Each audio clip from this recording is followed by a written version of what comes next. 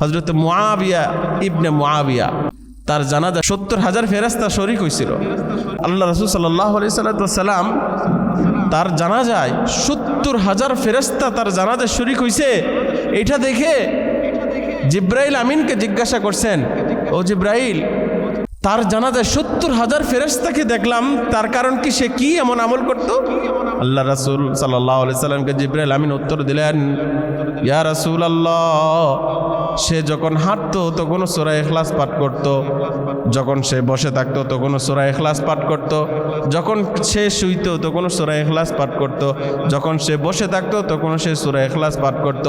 এত বেশি সূরা ইখলাস পাঠ করছে, এত বেশি সূরা ইখলাস পাঠ করছে, যার দরুন আল্লাহ পাক রব্বুল আলামিন পুরস্কার হিসেবে তার জানাজার নামাজে ৭০,০০০ ফেরেশতা পাঠায় দিয়েছে।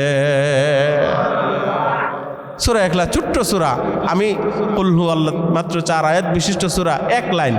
কুরআনুল কারীমের মধ্যে সূরাটা কিন্তু কয় লাইন? এই 1 লাইন। এই 1 লাইনের সূরা আমি পড়তে থাকি। এই 1 লাইনের সূরাই আমার অন্তরের যে গুনাহ আছে, অন্তরের মধ্যে গুনাহ আছে না, মানুষ সর্বপ্রথম গুনাহ করে কি? সাথে সাথে গুনাহ করে ফেলে না, এটার জন্য আগে প্ল্যান করে।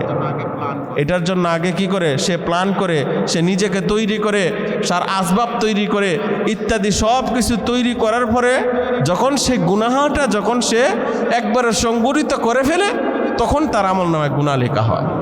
কিন্তু নেক কাজের ব্যাপারে আল্লাহ পাক রব্বুল আলামিন বান্দা যখন নিয়ত করে, কোনো আঞ্জাম সরঞ্জাম তৈরি করে নাই, কোনো আঞ্জাম সরঞ্জাম তৈরি করে নাই যে অমুক জায়গায় আজকে কোরআনের কথা হবে, কোরআনের মজলিস আছে, আজকে ওই মজলিসে যাব, এখানে বসে সে যেতে পারুক না পারুক, তার আমল নামায় আল্লাহ একটা নেকি লিপিবদ্ধ করে দেয়। আলহামদুলিল্লাহ আলহামদুলিল্লাহি নাহমাদুহু ওয়া নাস্তাঈনুহু ওয়া নাস্তাগফিরুহু ونعوذ بالله من شرور أنفسنا ومن سيئات أعمالنا من يهده الله فلا مضل له ومن يضلله فلا هادي له ونشهد أن لا إله إلا الله وحده لا شريك له ونشهد أن سيدنا وسندنا وحبيبنا ومولانا محمدا عبده ورسوله أرسله بالحق بشيرا ونذيرا ودائعا إلى الله بإذنه وسراجا منيرا أما بعد فأعوذ بالله من الشيطان الرجيم بسم الله الرحمن الرحيم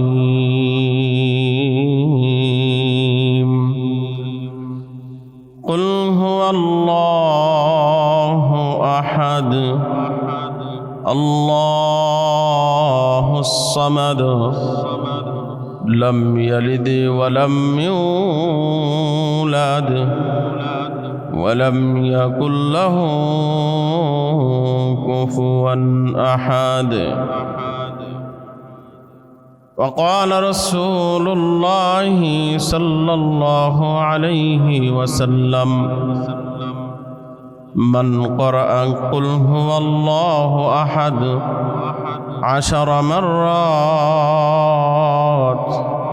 بني له بها قصر في الجنة ومن قرأها 20 مرة بني له بها قصران في الجنة ومن قرأها 30 مرة بني له بها 3 قصور في الجنة أو كما قال عليه الصلاة والسلام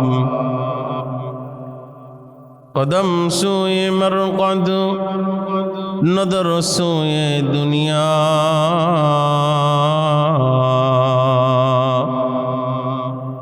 قدم سوئ مرقد نظر سوئ دنیا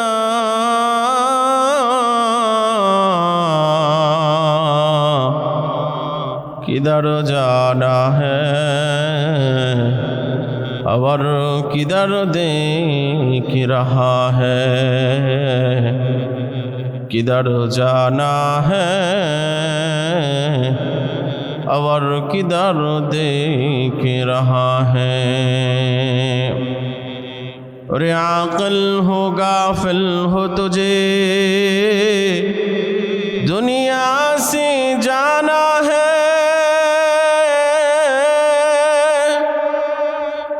अरे आकल हो गाफिल हो तुझे दुनिया से जाना है तुझे एक ही दिन अपना मुँह खुदा को दिखाना है तुझे एक दिन अपना मुँह खुदा को दिखाना है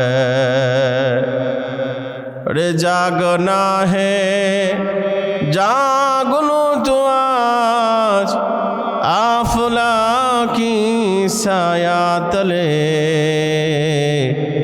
हशरत को सोए रहोगे कब्र की साया तले हशरत को सोए रहोगे मिट्टी के साया तले अल्हम्दुलिल्लाह अल्लाह पाक रब्बुल इज्जतेर दरबारे असंख्य गणित शुक्रिया ज्ञापन करी जी अल्लाह रब्बुल आलमीन आमादेरके हायाते बाँचिए रेखे सुस्थ रेखे अल्लाह आमादेरके पवित्र जुमाबारे जुमार नामाज आदाয়ের লক্ষ্যে মসজিদের আসা এবং বসার মতো তৌফিক দান করেছেন এজন্যই সকলেই অন্তরে অন্তঃস্থল থেকে কালিমাতুশ শুকর পড়ি জবান ছেড়ে সকলেই পড়ি আলহামদুলিল্লাহ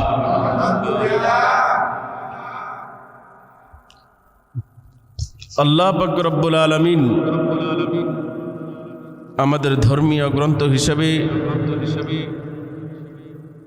আমার আপনার প্যারা হাবিব আকা নামদার তাজাদারি মদিনা জনাব মুহাম্মদুর রাসূলুল্লাহ সাল্লাল্লাহু আলাইহি সাল্লামের উপর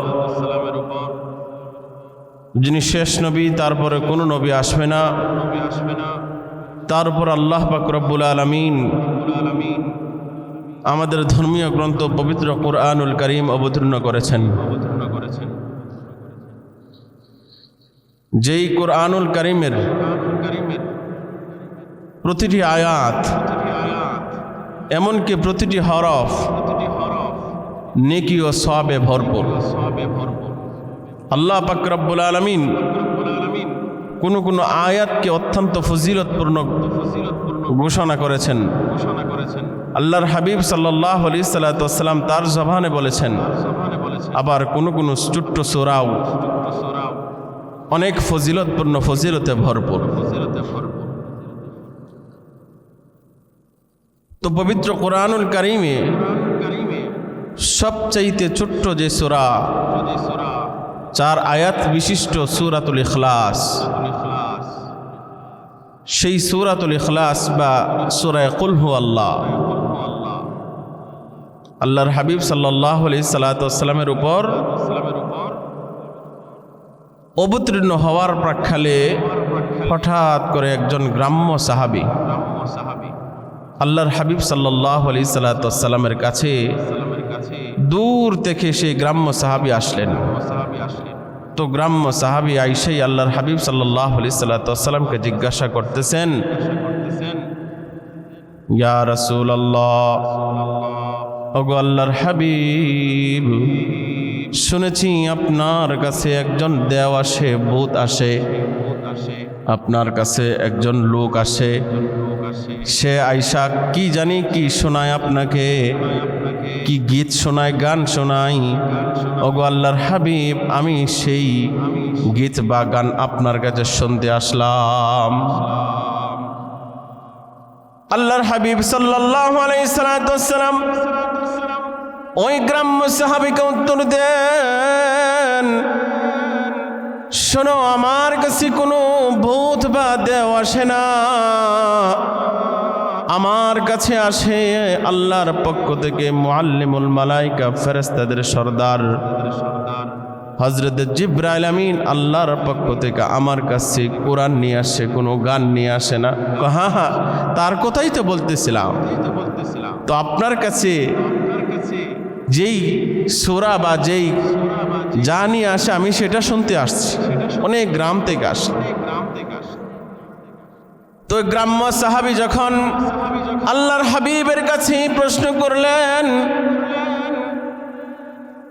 আল্লাহর হাবিব সাল্লাল্লাহু আলাইহি সাল্লাম বলেন, এই মাত্রই আমার কাছে জিবরাইল আমিন ছোট্ট একটা সূরা আমার কাছে আল্লাহর পক্ষ থেকে নিয়ে আসলেন। তুমি কি জানো, কোনো ব্যক্তি যদি ওই সূরা পাঠ করে তাহলে গোটা কোরআনের 10 পারা কোরআন তেলাওয়াত করলে যত না সওয়াব হয়, কোনো ব্যক্তি যদি এই সূরাটা একবার পাঠ করে তাহলে আল্লাহ পাক রব্বুল আলামিন তার আমলনামায় 10 পারা কোরআন তেলাওয়াতের সওয়াব লিখে দেন। ওই গ্রাম্য সাহাবা বললেন, বলেন সেই সূরাটি। আল্লাহর হাবিব সাল্লাল্লাহু আলাইহি ওয়াসাল্লাম তিনি পাঠ করে শোনালেন, বিসমিল্লাহির রহমানির রহিম, কুল হুয়াল্লাহু আহাদ, আল্লাহুস সামাদ, লাম ইয়ালিদ ওয়া লাম ইউলাদ ওয়া লাম ইয়াকুল লাহু কুফুয়ান আহাদ। গ্রাম্য সাহাবা যখন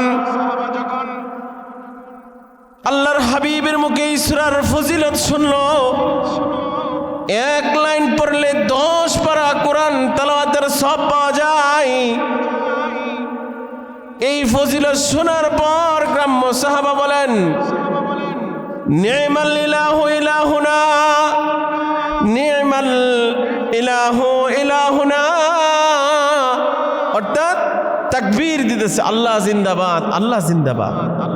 যে আল্লাহর কোরআন এক লাইন পড়লে 10 পারা কোরআন তেলাওয়াতের সওয়াব পাওয়া যায়, কতই না উত্তম আমাদের সেই রব, আমাদের ইলাহ, আমাদের মরিব, কতই না উত্তম। হযরত আব্দুর রহমান ইবনে আউফ রাদিয়াল্লাহু তাআলা আনহু আল্লাহর হাবিবের কাছে ছিলেন। সাহাবা যখন, সেই গ্রাম্য সাহাবা যখন তাকবীর দিতেছে, নি'মাল ইলাহু ইলাহুনা পরে, তার এই খুশি দেখে, যে আল্লাহর কোরআনের তাফসীর বা ব্যাখ্যা শুনে সে এত খুশি। হযরত আব্দুর রহমান ইবনে আউফ রাদিয়াল্লাহু তাআলা আনহু তার এই খুশি দেখে আল্লাহর রাসূল সাল্লাল্লাহু আলাইহি সাল্লাম বলতেছেন, ইয়া রাসূলুল্লাহ, সে যে আল্লাহর কোরআনের ব্যাখ্যা এত বোঝা বুঝলো, এত খুশি হলো, ওগো আল্লাহর হাবিব, আমি তাকে সদ্য একটি গাভীন উট আমার আছে, কদিন পরে সেটি তার বাচ্চা প্রসব করবে।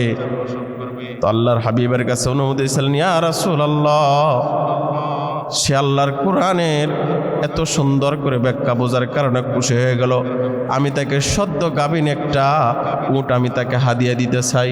আল্লাহর হাবিব তাকে অনুমতি দিলেন, দাও। হযরত আব্দুর রহমান ইবনে আউফ রাদিয়াল্লাহু তাআলা আনহু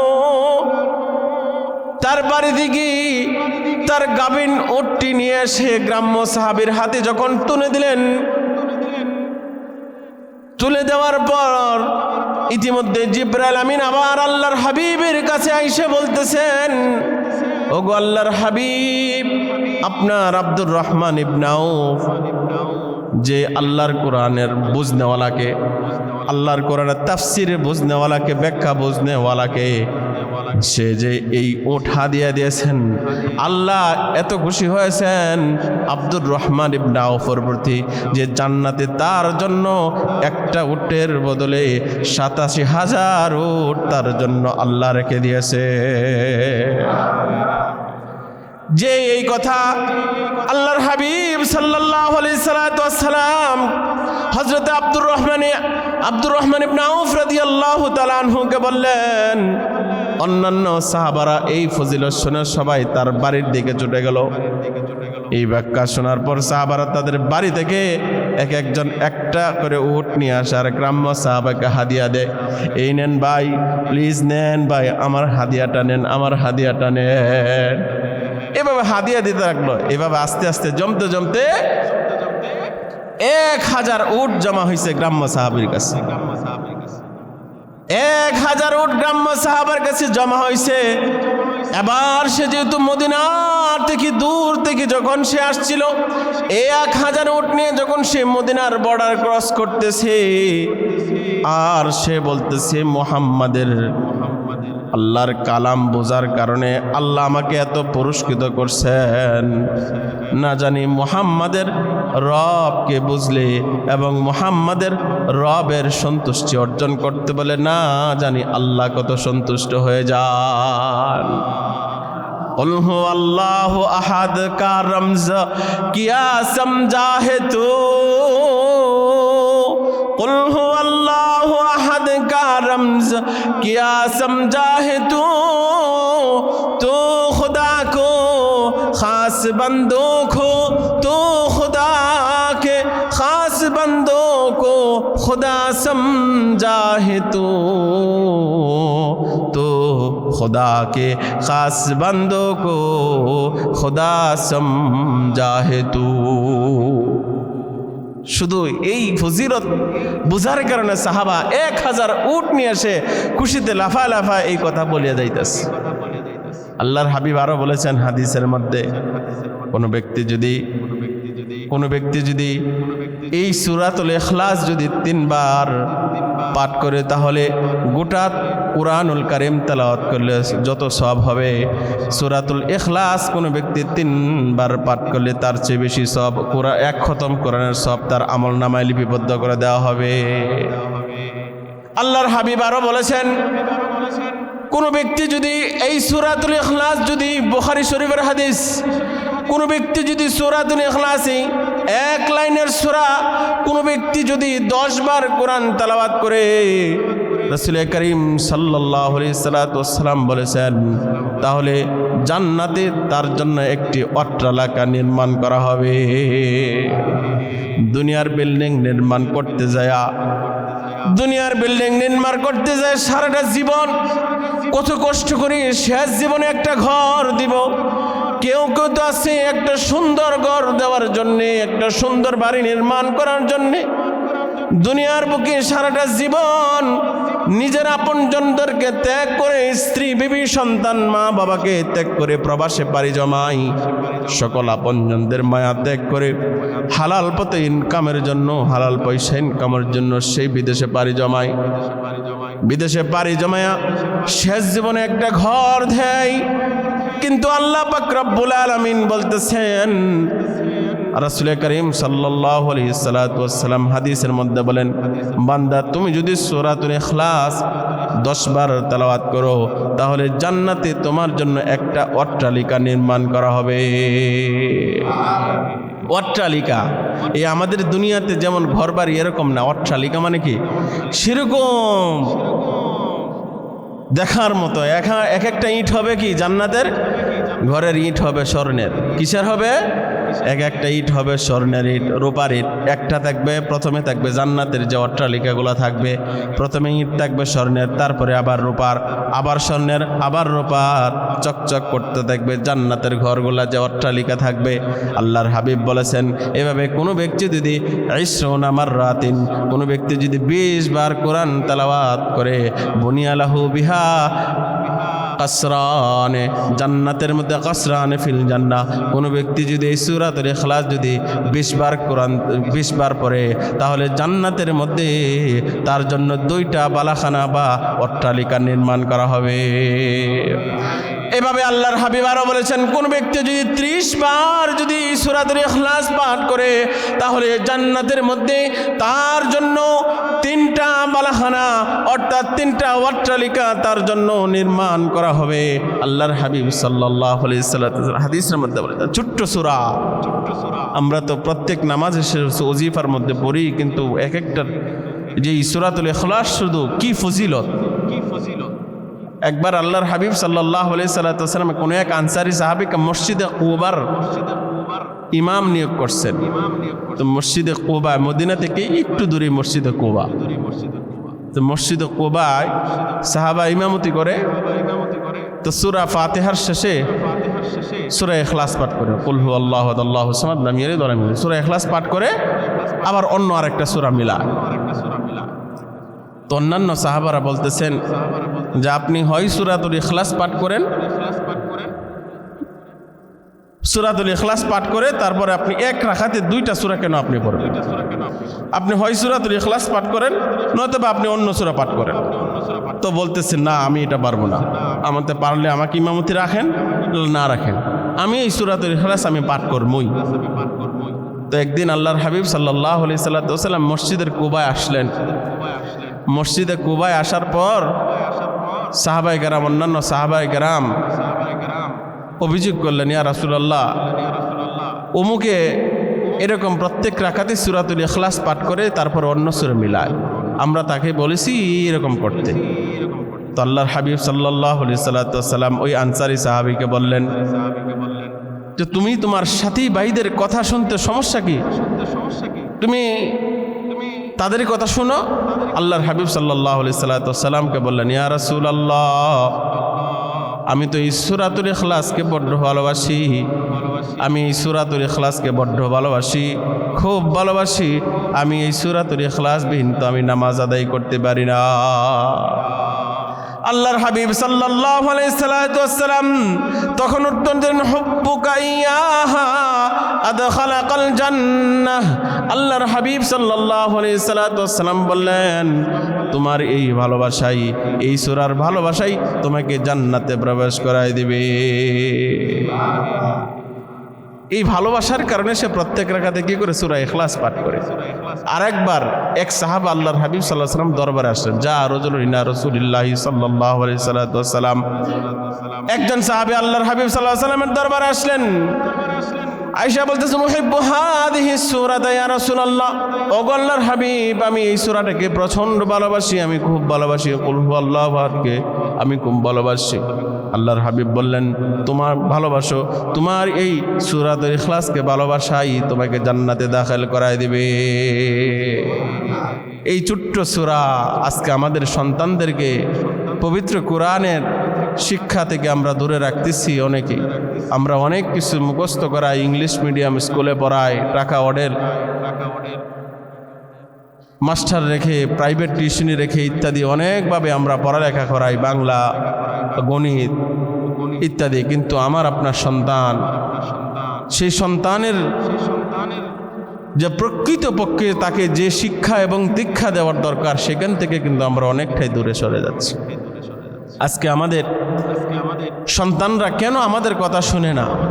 কেন আমাদের কথায় আজকে তারা অসন্তুষ্ট প্রকাশ করে? কারণ হলো এই যে প্রকৃতপক্ষে আমরা আমাদের সন্তানদেরকে সেই কোরআনের শিক্ষা আমরা দিতে পারছি না। কোরআনের শিক্ষা আমরা দিতে পারছি না। কোরআনের শিক্ষা থেকে দূরে রাখার কারণেই আজকে আমাদের এই ভয়াবহ অবস্থা। আজকে অনেক সন্তানেদের মাদকাসক্ত হয়ে পড়ে, জুয়ায় আড্ডায় লিপ্ত হয়ে পড়ে, বন্ধু বান্ধবের আড্ডাতে গিয়ে সন্তানরা আজকে মাদকাসক্ত হয়ে পড়তেছে, নেশায় আক্রান্ত হয়ে নিজের ভবিষ্যৎকেও নষ্ট করতেছে, নিজের পরিবারবর্গের ভবিষ্যৎকেও নষ্ট করতেছে, নিজেও ধ্বংস হয়ে যাইতেছে এবং নিজের ফিউচার ভবিষ্যৎকেও ধ্বংস করে দিতেছে। এই জন্য মহতারাম হাজরিন, সন্তানকে শিক্ষা দেন, জেনারেল শিক্ষায় শিক্ষিত করুন, তাতে অসুবিধা নেই। কিন্তু প্রকৃত যে শিক্ষা, আমি আপনি মুসলমান, সেই মুসলমান হিসেবে সন্তানকে যে শিক্ষা দিতে হবে সেটা হলো কোরআনের শিক্ষা। কোরআনের শিক্ষা। আজকে ইংলিশ কবিতা অনেক বড় মুখস্থ করতে পারে, 7, 8, 9, 10টা ইংলিশ কবিতা মুখস্থ করতে পারে, বাহবা পায় অনেক, কিন্তু সন্তান এই এক লাইনের একটা সূরাতুল ইখলাস কিন্তু মুখস্থ করে নাই। সূরা ইখলাস মুখস্থ করে নাই। যেই সূরাতুল ইখলাস একবার পাঠ করলে আপনার কি হয়, 10 পারা কোরআন তেলাওয়াতের সওয়াব হয়। সেই সূরাতুল ইখলাস থেকে কিন্তু সেই সূরাতুল ইখলাসটা কিন্তু সন্তান মুখস্থ করতে পারে না। এই জন্য মোহতারাম হাজরিন, সন্তানকে আসুন আমরা কোরআনের প্রকৃত শিক্ষা শিক্ষিত করি, তাহলে এই সমাজ, এই জাতি এবং আমাদের প্রকৃত আদর্শ, প্রকৃত রূপে যে আদর্শ গড়ার, সে আদর্শ হিসেবে সন্তান কিন্তু গড়ে উঠবে। তো যা বলতেছিলাম যে ওই সাহাবা এই সূরাতুল ইখলাসের এই মর্যাদা বুঝে ওই সাহাবা এত অভিভূত হয়েছেন এবং এত পুরস্কৃত হয়েছেন, কিন্তু সেই আল্লাহকে মানুষের আপনি আল্লাহ পাক রব্বুল আলামিন কিন্তু নিজে পবিত্র এবং তিনি নিজে পবিত্র, তাকে ভালোবাসেন। এই যে আমার এই সুন্দর পোশাকটা, এই পোশাকটার ভিতরে এইটাও কিন্তু জিকির করে। হাদিসের মধ্যে আসছে বান্দার পোশাকও কিন্তু আল্লাহর জিকির করে। কি করে? জিকির করে আল্লাহ, যদি সেটা পবিত্র থাকে। কিন্তু বান্দা যত সুন্দর পোশাকই পরুক না কেন, কিন্তু সেই পোশাকটা যদি পবিত্র না হয় তাহলে সেটার জিকির কিন্তু অফ হয়ে যায়। হাদিসের মধ্যে আসছে যে বান্দা যখন অনেক ময়লা কাপড় পরিধান করে কিন্তু সেটা পবিত্র আছে, সেই ময়লা কাপড়টাও কিন্তু আল্লাহর জিকির করে। কিন্তু অনেক পরিষ্কার কাপড় পরিধান করেছে কিন্তু সেই কাপড়টা পবিত্র না, সেটা আল্লাহ পাক রব্বুল আলামিনের জিকির করে না, সেটা আল্লাহ পাক রব্বুল আলামিনের জিকির অফ করে দেয়। এই জন্য আল্লাহ পাক রব্বুল আলামিন নিজে পবিত্র এবং তিনি পবিত্রতাকে ভালোবাসেন এবং প্রত্যেকটা পবিত্র বস্তুকেই কিন্তু তিনি ভালোবাসেন। আর শয়তান নিজেও পবিত্র, সে অপবিত্রতাকে সে কিন্তু ভালোবাসে। এই জন্যই শয়তান মানুষদেরকে চায় সবসময় অপবিত্র রাখতে, মানুষকে চাই সবসময় অপবিত্র রাখতে। এই জন্য আল্লাহ পাক রব্বুল আলামিন বলেন, আমার আপনার কাপড়টা যেরকম পরিষ্কার থাকলে দেখতে সুন্দর লাগে, শরীরটা পবিত্র থাকলে এবং পরিষ্কার থাকলে যেমন দেখতে সুন্দর লাগে, ঠিক তদ্রূপভাবে আমার আপনার এই শরীরের ভিতরে যে কলব আছে, পবিত্র আত্মা আছে, সেই পবিত্র আত্মাকেও যখন আপনি যখন সেটাকে পরিষ্কার রাখবো এবং সেটাকে যদি আপনি জিকিরের মাধ্যমে যখন সেটাকে তরুতাজা রাখবো, সেটা পবিত্র, সেই আত্মাটা পবিত্র থাকবে এবং সেই আত্মারে আল্লাহ পাক রব্বুল আলামিনের কাছে কাল কিয়ামতের দিন মুক্তিকামী হিসেবে আল্লাহ পাক রব্বুল আলামিনের কাছে পরিগণিত হবে। যেমন আল্লাহ পাক রব্বুল আলামিন ইরশাদ করেন, কদ আফলাহা মান তাযাক্কা, সফলকাম ওই ব্যক্তি যে প্রকৃতপক্ষে আত্মশুদ্ধি বা আত্মার পবিত্রতা সে লাভ করতে পেরেছে। আত্মার পবিত্রতার এই আত্মার পবিত্রতা লাভ হয় কিসের মাধ্যমে? এই কোরআনের মাধ্যমে। আত্মার পবিত্রতা লাভ হয় কিসের মাধ্যমে? এই কোরআনের মাধ্যমে। আল্লাহ পাক রব্বুল আলামিন বলেন, আলা বিযিক্রিল্লাহি তাতমাইন্নুল কুলুব, আলা বিযিক্রিল্লাহি তাতমাইন্নুল কুলুব। সতর্ক বাণী আল্লাহ পাক রব্বুল আলামিন হরফে তানবীহ দিয়া বান্দাদেরকে বুঝাই দিতেছেন যে শুনো হে দুনিয়ার মানুষ, একমাত্র আমার কোরআন তেলাওয়াতের মাধ্যমেই, আমার জিকিরের মাধ্যমেই অন্তরের পরিশুদ্ধতা এবং অন্তরের প্রশান্তি লাভ হয়। আপনি অন্তরের ভেতর আজকে মানসিক পেরেশানি, হয়রানির মধ্যে থাকি, অন্তরের মধ্যে শান্তি নাই, বাহির উপরে ফিটফাট থাকলেও ভিতরে কিন্তু আপনার কি অশান্তিতে ভরপুর। আল্লাহ বলতেছেন, বান্দা তুমি যত অশান্তিতে থাকো, তুমি যত দুঃখের মধ্যেই থাকো, তুমি যখন আমার কোরআন পড়ে যখন তুমি পড়তে থাকবে, আমার কোরআনের মজলিসে যখন তুমি বসবে, আমার কোরআন যারা পড়েছে যখন তুমি কোরআনের কথা শুনবে, আল্লাহ পাক রব্বুল আলামিন বান্দাকে তার রহমতের চাদরের মাধ্যমে আল্লাহ পাক ডেকে নেয়। আল্লাহ পাক হাদিসের মধ্যে এসেছে, রাসূল করিম সাল্লাল্লাহু আলাইহি ওয়াসাল্লাম বলেন, বান্দা যখন শুধু কোরআন পড়ার নিয়তে যখন কিংবা কোরআনের কথা শোনার নিয়তে কোনো একটা মজলিসে বসে যায়, আল্লাহ পাক রব্বুল আলামিন তার উপর সাকিনা বা আল্লাহ পাক রব্বুল আলামিন তার উপর রহমত অবতীর্ণ করতে থাকেন। চাদরের মাধ্যমে দেখে নেন রহমতের চাদর। এটা বলতে কেমন, শীত আসছে, এখন শীতের মধ্যে যেরকম আমরা লেপ মুড়ি দিয়া যেরকমভাবে আমরা লেপ গাও দিয়ে যেরকম আমরা একবারে ছোট্ট হয়ে যাই গরম হওয়ার জন্য, নিজের শরীরকে তাপ দেওয়ার জন্য, ঠিক তদ্রূপভাবে কোনো বান্দা যখন সেই কোরআনের মজলিসে বসে যায়, কোরআনের কথা শোনার জন্য বসে যায়, আল্লাহ পাক রব্বুল আলামিন ঠিক তদ্রূপভাবে বান্দাকে তার রহমতের চাদরের মাধ্যমে ডেকে দেয়। আর যখন বান্দা এই রহমতের চাদরে যখন সে ডেকে থাকবে, তখন আল্লাহ পাক রব্বুল আলামিন তাকে পবিত্র করতে তাকে কি হয়, বেশি সুবিধা বেশি হয়। পবিত্র করতে সুবিধা কি, যে এখান থেকে দূরে থাকবে তাকে সে অপবিত্র হতে তার সুবিধা বেশি হয়ে যায়।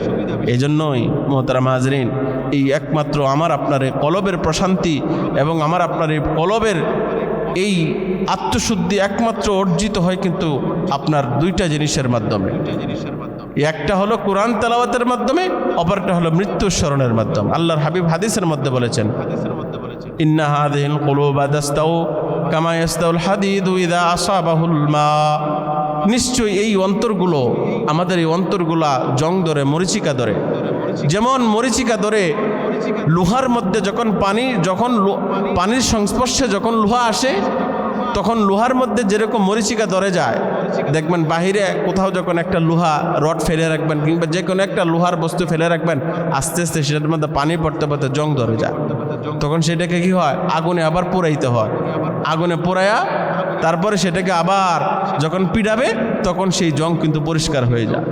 আল্লাহর হাবিব সাল্লাল্লাহু আলাইহি ওয়াসাল্লাম সাহাবাদেরকে বলতেছেন, সাহাবারা শুনো, আমাদের এই অন্তরগুলা ইন্না হাযিহিল কুলুবা ইয়াস্তাউ কামা ইয়াস্তাউল হাদিদু ইযা আসাবাহুল মা, যে আমাদের অন্তরগুলো জং ধরে যায়। কিলা ইয়া রাসূলুল্লাহ ওয়া মা জিলাউহা, ও আল্লাহর হাবিব, তাহলে আমাদের অন্তরগুলো কিভাবে পরিষ্কার করব? লোহা না হয় পুরাইয়া লাল করে আবার পিড়ায়া একটার উপর আরেকটা দুইজন একটানা পিঠায় পরিষ্কার করা যায়, আবার ক্ষয় হয়ে যায়, পিঠাইলে কিন্তু ক্ষয় হয়। কিন্তু তাহলে আমাদের অন্তরগুলা কিভাবে পরিষ্কার করব? আল্লাহর হাবিব সাল্লাল্লাহু আলাইহি ওয়াসাল্লাম বলেছেন, দুইটা জিনিসের মাধ্যমে তোমাদের অন্তর পরিষ্কার করবে। কয়টা জিনিসের মাধ্যমে? দুইটা জিনিসের মাধ্যমে তোমাদের অন্তর পরিষ্কার হবে। আল্লাহর হাবিব সাল্লাল্লাহু আলাইহি ওয়াসাল্লাম বলেছেন, কাসরাতু তিলাওয়াতিল কোরআন। এক নম্বরে কি বলেছেন? বেশি বেশি কি করা? কোরআন তেলাওয়াত করা। এখন তো আমরা কোরআন তেলাওয়াত বেশি করতে পারি না, এখন জবানও করে না। আমাদের উপায় কি? এই যে উপায়, ছোট্ট সূরাগুলা আল্লাহ পাক রব্বুল আলামিন, ছোট্ট সূরাগুলা, ফাকরাউ মা তায়াসসারা মিনাল কোরআন। আল্লাহ বলেছেন, কোরআনের মধ্যে তোমার জন্য সবচাইতে যে জিনিসটা সহজ, যে আয়াতটা সহজ, সেই আয়াতটা তুমি পড়তে থাকো। যেই সূরা তোমার জন্য সহজ, সেই সূরা তুমি পড়তে থাকো। এই সূরাতুল ইখলাসের আরেক কাহিনী, এক সাহাবা দেখছেন একজন ব্যক্তি সারা রাত্র বারবার সূরা ইখলাস পাঠ করতেছে, সারা রাত্র সূরা ইখলাস পাঠ করছে। কান্নাহা তাকাল্লাহা, হাদিসের মধ্যে আসছে, কেমন যেন সেটাকে সে কম মনে করছে। সারা সাহাবা মনে, এক ব্যক্তি পড়তেছে দিকে যে সূরা ইখলাস বারবার পড়তেছে, সে একটা সূরাই পড়তেছে বারবার, সেটাকে কম মনে করে সকালে উঠে আল্লাহর হাবিবের দরবারে গেছেন, ইয়া রাসূলুল্লাহ, অমুক ব্যক্তি সারা রাত্র কোরআন তাআলা এই সূরাতুল ইখলাস পাঠ করেছে। আল্লাহর হাবিব সাল্লাল্লাহু আলাইহি ওয়াসাল্লাম বলেছেন, ওয়াজাবাত। বললেন যে ওয়াজিব হয়ে গেছে। জিজ্ঞাসা করেন, কি ওয়াজিব হয়ে গেছে? ওয়াজাবাত লাহুল জান্নাহ, তার জন্য জান্নাত ওয়াজিব হয়ে গেছে। রাসূল সাল্লাল্লাহু আলাইহি ওয়াসাল্লাম সাহাবাকে বললেন, তুমি তার সূরাতুল ইখলাসকে সারা রাত্র পড়ার কারণে তুমি তাকে কম মনে করতেছো, অথচ সে তো জান্নাত কামাই করে নিয়েছে। তো আমার জন্য সবচেয়ে যেই সূরাটা সহজ হয় কোরআন তেলাওয়াত। আল্লাহর রাসূল সাল্লাল্লাহু আলাইহি ওয়াসাল্লাম বলেছেন, কোরআন তেলাওয়াতের মাধ্যমে দিলের জং গুনাহের কালেমা মুছে যায়, অন্তরে মরিচিকা পরিষ্কার হয়। আমার জন্য সূরা ইখলাস সহজ, হাইটা পড়তে দেখা।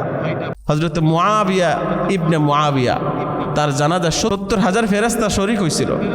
আল্লাহ রাসূল সাল্লাল্লাহু আলাইহি ওয়াসাল্লাম তার জানাজায় ৭০,০০০ ফেরেশতা তার জানাজায় শরীক হয়েছে।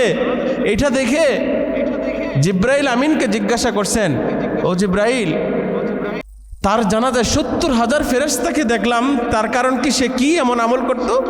আল্লাহ রাসূল সাল্লাল্লাহু আলাইহি সাল্লামকে জিবরাইল আমিন উত্তর দিলেন, ইয়া রাসূলুল্লাহ, সে যখন হাঁটতো তখন সূরা ইখলাস পাঠ করত, যখন সে বসে থাকতো তখন সূরা ইখলাস পাঠ করত, যখন সে শুইতো তখন সূরা ইখলাস পাঠ করত, যখন সে বসে থাকতো তখন সে সূরা ইখলাস পাঠ করত।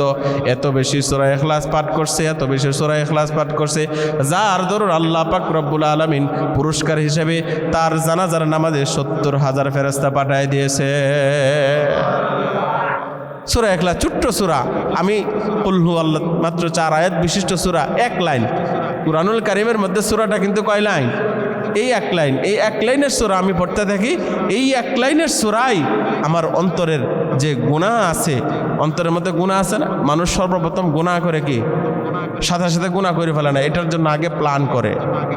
এটার জন্য আগে কি করে? সে প্ল্যান করে, সে নিজেকে তৈরি করে, সার আসবাব তৈরি করে, ইত্যাদি সব কিছু তৈরি করার পরে যখন সে গুনাহটা যখন সে একবারে সংগঠিত করে ফেলে, তখন তার আমলনামায় গুনাহ লেখা হয়। কিন্তু নেক কাজের ব্যাপারে আল্লাহ পাক রব্বুল আলামিন বান্দা যখন নিয়ত করে, কোনো আঞ্জাম সরঞ্জাম তৈরি করে নাই, কোনো আঞ্জাম সরঞ্জাম তৈরি করে নাই যে অমুক জায়গায় আজকে কোরআনের কথা হবে, কোরআনের মজলিস আছে, আজকে ওই মজলিসে যাব, এখানে বসে সে যেতে পারুক না পারুক, তার আমল নামায় আল্লাহ একটা নেকি লিপিবদ্ধ করে দেন।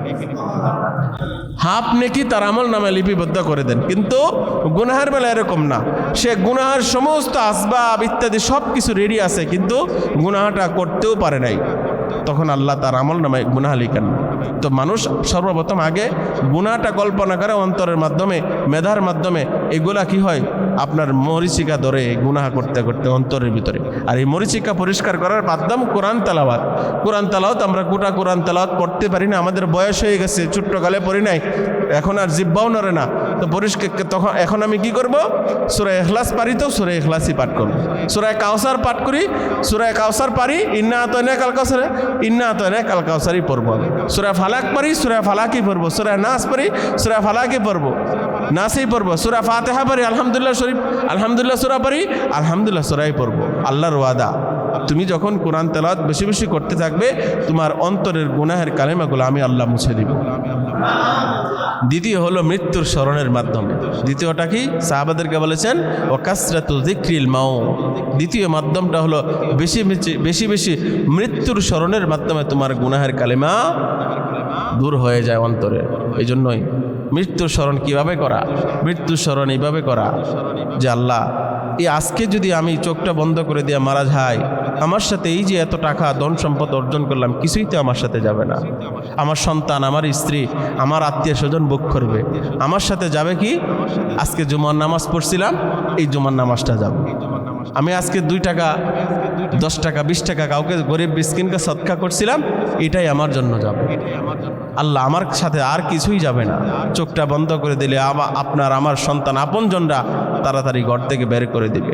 মৃত্যু স্মরণ করব, আল্লাহ অমুকে ছিল, আমার বাবা ছিল, চলে গেছে, দাদা ছিল, চোখের সামনে চলে গেছে, আল্লাহ কেউ থাকতে পারে নাই দুনিয়ায়, আমিও একদিন চলে যাব। এইভাবে মৃত্যুর কথা স্মরণ করা।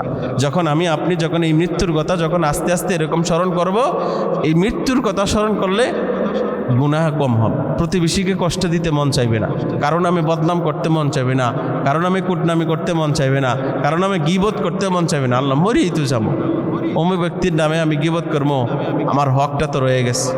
যতক্ষণ পর্যন্ত মাপ না চাইবে, ততক্ষণ পর্যন্ত আল্লাহ কিন্তু বান্দার হক মাফ করবে না। অমুক ব্যক্তির নামে মিথ্যা বলেছিলাম, মিথ্যা তুহমত দিয়েছিলাম, যতদিন পর্যন্ত না বান্দা, যতক্ষণ পর্যন্ত না ক্ষমা না চাইবে, ততদিন আল্লাহ পাক রব্বুল আলামিন কি করবেন না? ক্ষমা করবেন না, বান্দা যতক্ষণ পর্যন্ত ক্ষমা না করে। তো মৃত্যুর কথা স্মরণ করা, আর মৃত্যুর কথা স্মরণ করলে গুনাহ থেকে বেঁচে থাকা সম্ভব হয়, এরকম স্মরণ করবেন। আল্লাহ এই তো কতদিন আগে, গত সপ্তাহে, গত শুক্রবারে 5.8 মাত্রার ভূমিকম্প হয়েছে। পুরা ঢাকা শহরের মানুষ আতঙ্কিত, পুরা দেশের মানুষ আতঙ্কিত। আর একটু বাড়ায় যদি হইতো, তাহলে ঢাকা শহরেও আপনার লাশের স্তূপ হয়ে যাইতো, জানাজার মানুষ থাকতো না। আল্লাহ এর চেয়ে বেশিও তো হইতে পারে, হয় নাই? তুরস্ক হয় নাই, ইন্দোনেশিয়া হয় নাই, বড় বড় রাষ্ট্রগুলা যারা বলেছিল ভূমিকম্প আমরা কি করতে পারবো, নিয়ন্ত্রণ করব, আমাদেরকে ভূমিকম্প কিছুই করতে পারবে না। যারা বলে এরকম জাপান, কত বড় ভূমিকম্প হয়েছে, কত লাখ মানুষ মারা গেছে জাপান, যারা নির্মাণে এবং যারা আপনার অত্যাধুনিকতায় এবং প্রযুক্তিগতভাবে সবচাইতে বিশ্বের মধ্যে সবচেয়ে বেশি উন্নত, সেই জাপানরাও ভূমিকম্প নিয়ন্ত্রক আবিষ্কার করে ভূমিকম্প কিন্তু নিয়ন্ত্রণ করতে পারে নাই। মৃত্যুর কথা স্মরণ করবেন আল্লাহ। এই যে আমি আল্লাহ এত অট্টালিকা নির্মাণ করলাম, এত বিল্ডিং নির্মাণ করলাম, সারা বছর সারা জীবনের কামাই দিয়া, আল্লাহর মাত্র সময় নেবে 10 সেকেন্ড। কয় সেকেন্ড? 10 সেকেন্ডও লাগবে না, 1 সেকেন্ড হইলেই হবে, একটা মুহূর্ত হইলেই হবে। শুধু একটা নাড়া দিবে, যে নাড়া দেওয়ার কারণে অনেক ঢাকা শহরের মানুষ তারা গ্রামে চলে আসছে। এখন কিছুদিন পরে যাই না জানি আবার কত মাত্রার ভূমিকম্প চলে আসে।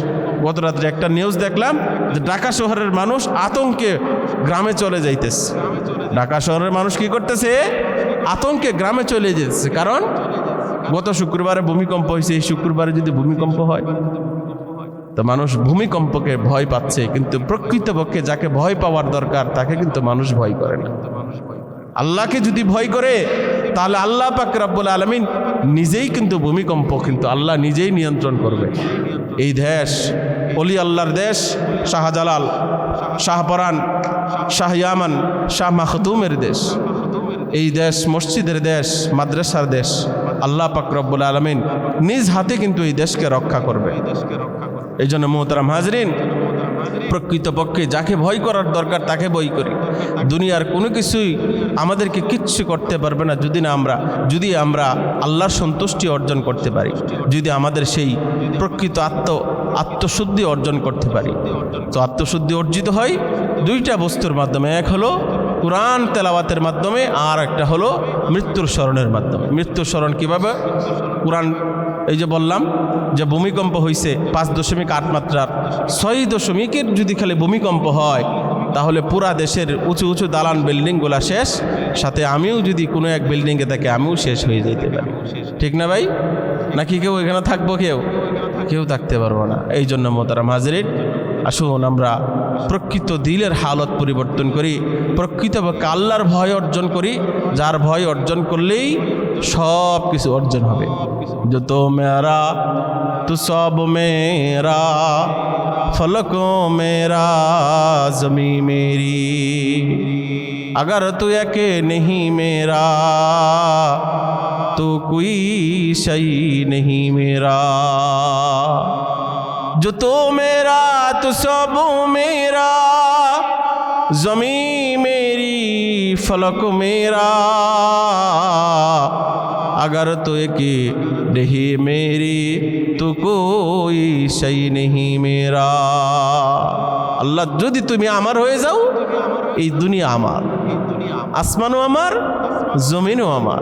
আল্লাহ, তুমি যদি আমার না হও, অর্থাৎ তোমার সন্তুষ্টি যদি অর্জন করতে না পারি, জমিনও আমার না, আসমানও আমার না। আর যার আল্লাহর সন্তুষ্টি অর্জন হয়ে গেছে, মান লাহুল মাওলা ফালাহুল কুল, মাওলার সন্তুষ্টি যার অর্জন হয়ে গেছে, তার দুনিয়া আখিরাত সব কিছু অর্জন হয়ে গেছে। এজন্য আসুন প্রকৃতপক্ষে আল্লাহর ভয় অন্তরে জাগ্রত করি, নিজের ভাইয়ের সাথে সম্পর্ক কায়েম রাখি, প্রতিবেশীর সাথে ভালো ব্যবহার করি, বন্ধু বান্ধবের সাথে আত্মীয়তার সম্পর্ক আমরা বজায় রাখি, গুনাহের কাজকে বর্জন করি, সমস্ত গুনাহ থেকে নিজেকে নিয়ন্ত্রণ করি এবং আল্লাহর ইবাদতের দিকে অগ্রসর হই, নামাজ আদায় করি। না জানি কোন দিন ডাক চলে আসে। তুরস্ক কিন্তু মুসলিম রাষ্ট্র, 100% মুসলিম রাষ্ট্র ছিল। আমাদের দেশে তো 90% মুসলিম রাষ্ট্র, এবং সেখানে তুরস্ক যত আপনার বড় বড় ওলামায়ে কেরাম তুরস্কের মধ্যে আছে, অনেক বড় বড় কোরআনের হাফিজ আলিম অনেক আছে তুরস্কের মধ্যে। মুসলিম রাষ্ট্র এরদোয়ান যিনি প্রেসিডেন্ট তুরস্কের, সমগ্র বিশ্বের মোটামুটি যে একটা আতঙ্ক, সেই তুরস্কের এরদোয়ান সেখানে সেই আপনার মুসলমানদের তাদের ভিতরে কিন্তু আমাদের চাইতে ইমানি জজবা অনেক বেশি, সেখানে আল্লাহ দিয়া দিচ্ছেন। আমাদের বাংলাদেশে দিতে দেরি নাও হতে পারে, নাকি বলেন? এই জন্য আসুন আমরা এখনও সময় আছে, আমাদের ইমানি হালত পরিবর্তন, ইমানকে তরুতাজা করি, দিলের হালত পরিবর্তন করি, নামাজ পড়ি, আমরা আমাদের পরস্পরে মহব্বত করে নিজেকে অপরকে এবং দিনের জন্য আল্লাহর সন্তুষ্টির জন্য একমাত্র মহব্বত এবং আল্লাহর ইবাদতের দিকে অগ্রসরী আল্লাহ আমাদের সকলকেই তৌফিক দান করুন আমিন ওয়া আখিরু দাওয়ানা আলহামদুলিল্লাহি রাব্বিল আলামিন।